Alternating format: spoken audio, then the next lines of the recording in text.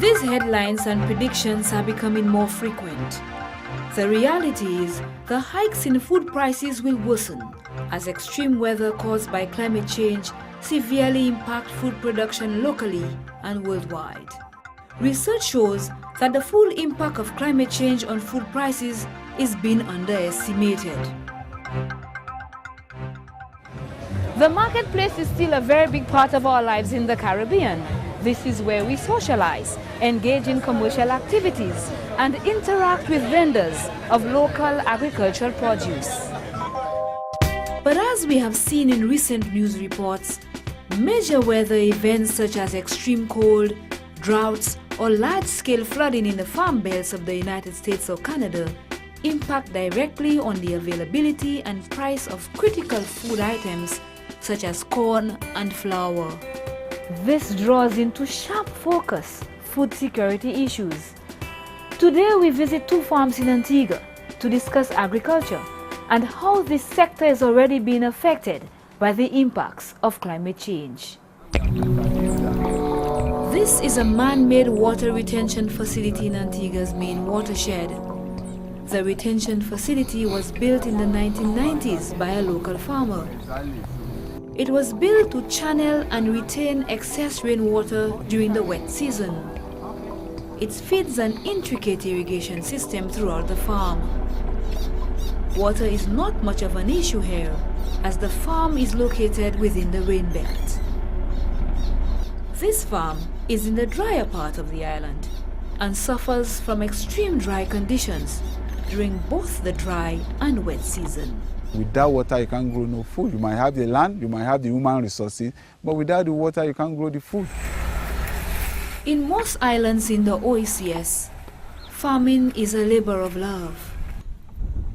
But extreme dry conditions is bad news for farms, as it affects not only the quality of their produce, but their income. The biggest threat to the region's ability to feed itself is the lack of water, which is linked to a lack of rainfall. With climate change, we expect longer dry periods, and without rainfall, farming is impossible.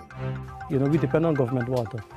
And you know, the more water you use, the more money you spend. Gary David, who owns this farm, has invested in expensive water storage tanks and irrigation equipment, and he gets connected to the water mains for a monthly fee. When I came to this site quite a few years ago, one of my difficulties was getting water to water my crops. Even though a lot of water passes through the area, there was no retention of water. Alvin Christian's farm is located in an area which receives fairly consistent rainfall in the wet season. But in order to ensure he has sufficient water during the dry season, he has also established a water retention facility, which has a current capacity of 90 million gallons. A smart investment in light of the expected impacts of climate change. In acknowledging current and future challenges, a man-made lake called Port Works Dam has been created by the government of Antigua and Barbuda to retain water for expected dry periods. Within this district that we have, this is what we call our food basket, because we have a lot of farms with over 20-30 acres of land that are settled around this water here. And without this water here, most of them won't be able to produce. Located in the southeast of Antigua, the Port Works Dam is critical to farming in this area.